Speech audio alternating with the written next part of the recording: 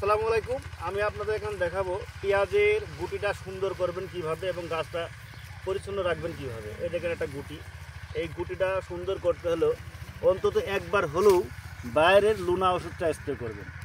20 দিন বয়সের পরে যদি আপনার একবার একটা লুনা স্প্রে করেন লিটারে 1 মিলি করে, তাহলে আপনার সেই গাছ পেঁয়াজ গাছটা খুবই সুন্দর হবে এবং আগামোড়া এবং গাছের যে স্মুথলি ভাব, এই স্মুথলি ভাব থাকবে এবং এই স্মুথ যে গাছটা থাকবে, এই গাছটা যদি আপনি মূল বেড়ে যখন রোপণ করবেন তখন এই গাছটা পরিপূর্ণভাবে সতেজ হয়ে উঠবে।